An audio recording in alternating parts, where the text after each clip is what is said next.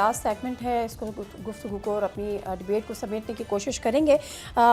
ویس تو صاحب اب ذرا فرمائے گا، جس طرح سے ابھی جوہر سلیم صاحب کہہ رہے تھے، ان ہارڈ لائنرز کا ذکر کر رہے تھے، اور یہ بڑا اسٹرانگ امپریشن ہے as far as Iran is concern کہ وہاں پہ بھی جو سیاسی قیادت ہے اس کی اپروچ یہی ہے کہ معاملات جو ہیں وہ افہام و تفہیم سے یا بات چیت سے، مذاکرات سے طے ہو جائیں، لیکن جو پاسداران انقلاب ہے they are hardliners actually, اور وہ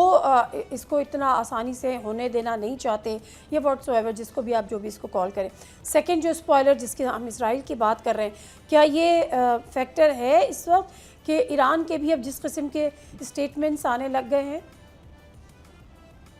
دیکھیے، اسرائیل کا ظاہر بات ہے کہ 47 ایئرس کی گلوبل آئسولیشن کے دوران آپ اپنا جو پورا آرکیٹیکچر بناتے ہیں گورننس کا اور پولیٹیکل سیٹ اپ کا، وہ ایک ویب کی طرح بنایا ہے، اور اسی نے سروائیو کیا ہے اسی طریقے سے کہ انڈر گراؤنڈ سٹیز اگر نہیں بنتے تو ان کے نیوکلیئر پورا پروگرام کو تباہ کر دیا جاتا، اگر ان کا جو موزیک آرکیٹیکٹ ہے، آرکیٹیکچر ہے اس کا ڈیفنس کا، سیکیورٹی کا، اگر وہ 31 جگہوں پہ تقسیم نہیں ہوتا تو پھر آئے ریولیوشنری گارڈز کے چیف کے شہادت کے بعد، ہلاک ہو جانے کے بعد جو ہے وہ پھر تہس نہس ہو جاتی فوج جو ان کی ہے۔ تو ان کی فوج کے اندر آپ دیکھیے کہ ریولیوشنری گارڈز ہیں، پھر آتش ہے، پھر بساج ہے، تو والنٹیئرز اتنی بڑی تعداد کے اندر ہے، ریگولر آرمی ہے۔ تو یہ ایک جو ہے وہ سپریم لیڈر جو تھے، پہلے امام خمینی صاحب، پھر اس کے بعد علی خامنئی، ان کے زمانے کے اندر، خاص طور پہ عراق کے ساتھ جو 8 سال کی جنگ ہوئی اس کے دوران انہوں نے وجہ اس طرح کیا تھا۔ تو ایک تو بات یہ، ہارڈ لائنر پوری دنیا کے اندر ہوتے ہیں، ان کے ہارڈ لائنرز ویسٹ نے بہت زیادہ پروپیگیٹ کیے ہوئے ہیں کہ ہارڈ لائنر ہے یہ ہر ایک کے، ان کا تو دیکھیں ان کا جو مائنڈ سیٹ ہے ویسٹ کا، وہ یہ ہے کہ یہ سارے بیئرڈڈ اور ٹربن جو کلرجی ہے وہ ساری جو ہے وہ نیوکلیئر ویپنز پہ ان کا بٹن پہ ہاتھ ہے۔ آپ دیکھ لیں لاری جانی صاحب جو شہید ہوئے وہ پی ایچ ڈی ہیں، جو عباس سراغچی صاحب ہیں وہ پی ایچ ڈی ہیں، آپ جس کو یہ طلباء صاحب جن کو یہ ہارڈ لائنر کہہ رہے ہیں، ریولیوشنری گارڈ سے قریب ترین پولیٹیکل لیڈر کہہ رہے ہیں، وہ خود پی ایچ ڈی ان کا ہے، ہر ایک نے اسکالرلی لیکچرز ڈلیور کیے ہوئے ہیں، ایکیڈیمک پیپرز لکھے ہوئے ہیں۔ اس بحث کو بھی چھوڑ دیں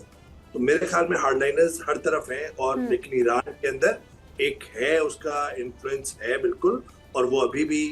آپ کو مختلف بیانات میں ریفلیکٹ کر رہا ہے۔ لیکن اسرائیل کی جو بات کر رہے ہیں آپ، اسرائیل ایک اسپوائلر کے طور پہ ہے، اسرائیل اور امریکہ کا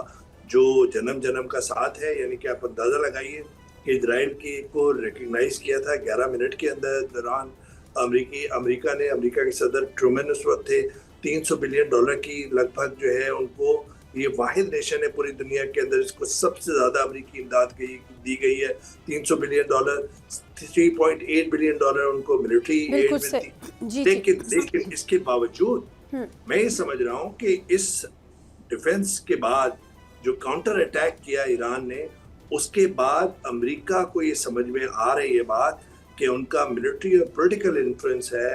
جو آرکیٹیکچر ہے عرب ورلڈ کے اندر وہ ویک ہو رہا ہے، اور وہاں پہ اسرائیل کے ساتھ ان کے انٹرسٹ جو ہے وہ ڈائیورج ہو رہے ہیں۔ تو میں سمجھتا ہوں پہلی دفعہ ڈومیسٹکلی اسرائیل کے خلاف آوازیں آ رہی ہیں، اور دوسری جانب جیو پولیٹیکل انٹرسٹ جو ہیں وہ کمپرومائز ہو رہے ہیں۔ بالکل ٹھیک ہے، بالکل ٹھیک ہے، سوری سے میرے پر ٹائم تھوڑا سا کم ہے، میں چاہ رہی تھی تھوڑا آگے بھی بڑھ جاؤں۔ جی بڑھیے۔ ہاں، تھینک یو سو مچ۔ خالد چشتی صاحب ذرا فرمائیے گا کہ اب جو معاملات ہے، پہلے تو مجھے بتائیں کہ جو ٹرمپ جس سرپرائز کی بات کر رہے ہیں، وہ کہہ رہے ہیں ایک ذہین آدمی وائٹ ہاؤس آ رہا ہے، اور یہ وہ ساری باتیں، اینڈ یو نو آج کل وہ کس کی تعریفیں کر رہے ہیں، یا تو شہباز شریف صاحب کی تعریف کر رہے ہیں یا آرمی چیف کی تعریفیں کر رہے ہیں۔ پچھلے دنوں جب چیف آف آرمی جو ہے وہ ایران میں تھے، تو تہران چیف نے یا تہران اس نے ایک پوسٹ کیا تھا کہ شاید وہ امریکہ جائیں۔ کس سرپرائز کی بات ڈونلڈ ٹرمپ بار بار کر رہے ہیں؟ جی پاسبلٹی یہی ہے جس کا آپ ذکر کر رہے ہیں، possibility Pakistan C D F کی بات کر رہے ہیں وہ، اور کیونکہ سموتھ آؤٹ چیزیں ہو گئی ہیں ایک ملٹری اینگل میں ضرور کہنا چاہوں گا، جو ابھی اویس صاحب بھی کامنٹ کر رہے تھے، وہ یہ کہہ رہے تھے کہ وہ پولیٹیکل اور ڈپلومیٹک بات کر رہے تھے کہ IRGC کا جو سختی ہے، لیکن ایک اور بھی وجہ ہمیں ضرور ذہن میں رکھنی چاہیے کہ دیکھیے IRGC نے جو 40 دن تک بہت زیادہ ریزسٹنس دی ہے، وہ مینلی IRGC تھی، اور انہوں نے اپنی سروائیویبلٹی سے ہٹ بیک کیا، ایک پروہیبٹیو کاسٹ امپوز کیا ہے۔ دیکھیے IRGC اس لیے ہارڈ لائنر آپ کو لگ رہی ہے کہ ان کو پتہ ہے کہ ہر 6 مہینے یا سال بعد وہ اتنی ڈسٹرکشن یا ملٹری ڈیوسٹیشن نہیں لے سکتے، نمبر 1۔ وہ دوسرا، ان کی اکانومی اور سینکشنز کی وجہ سے وہ ریبلڈ بھی اپنی فوج نہیں کر پا رہے۔ تو 2 چیزوں پہ IRGC کا زور ہے، ایک سینکشنز اٹھائی جائیں یا ہمارا فروزن جو ایسٹس ہیں ان کو انفریز کیا جائے، نمبر 1، اور دوسرا ہائی ڈگری آف ایشورنس دی جائے کہ امریکہ ہر 6 مہینے یا سال بعد کوئی اور صدر یا یہی صدر حملہ ور نہیں ہوں گے۔ وہ یہ چاہتے ہیں کہ ایک تو ان کے پاس فائنینشیل ریسورسز ہوں، اپنی فورسز کو IRGC کو دوبارہ بلڈ کرے، جتنی ڈسٹرکشن ہوئی ہے وہ بہت زیادہ تھی، اس میں تو کوئی شک نہیں ہے، لیکن وہ اپنی ایک جو کلنگ پرووس تھا، جو ان کے اندر ایک کیپیبلٹی تھی، اس کو واپس ریکور کرنا چاہتے ہیں۔ وہ یہ نہیں چاہتے کہ ایک ایگریمنٹ کر لیں، سال بعد یہی صدر یا کوئی اور آئیں اور پھر حملہ ور ہو جائیں، تو ان کی تھریش ہولڈ پیچھے ہٹتی جائے گی۔ تو آئی تھنک وہ بھی ذہن میں رکھنا چاہیے۔ اس لیے آپ کو لگ رہا ہے، اپیرنٹلی ہمیں لگتا ہے کہ وہ بڑی ہارڈ بارگین کر رہے ہیں، لیکن وہ ایک مور ریئلسٹک کر رہے ہیں کہ ہمیں ایک ڈگری آف ایشورنس دی جائے۔ تو آئی تھنک سو کہ آنے والے وقتوں میں امریکہ کے لیے اوبلیگیٹری ہوگا کہ وہ دیں۔ اب مانی جائے گی یا نہیں تو یہ تو ایک اور ڈیبیٹ ہے کہ کون ان کی ضمانت کون دے سکتا ہے اور کون ایک ڈگری آف کانفیڈنس دے سکتا ہے ایران کو، لیکن وہ علیحدہ بات ہے۔ لیکن اس وقت پاسبلٹی کیونکہ پاکستان کی ہے۔ جی سر، میں آپ کو انٹرپٹ کر رہی ہوں، جو بارگیننگ ہو رہی ہے، سوری سر میں آپ کو انٹرپٹ کر رہی ہوں، کیا پاکستان اس پوزیشن میں ہے، آلدو کہ ظاہر ہے اس کا ٹرسٹ امریکہ کا بھی پاکستان پہ اس کا ٹرسٹ ہے، ایران کا بھی، لیکن وہ انٹرنیشنل گارنٹیئر بھی بن جائے امریکہ کا کہ امریکہ جو ہے وہ دوبارہ اٹیک نہیں کرے گا ان فیوچر ایران پر؟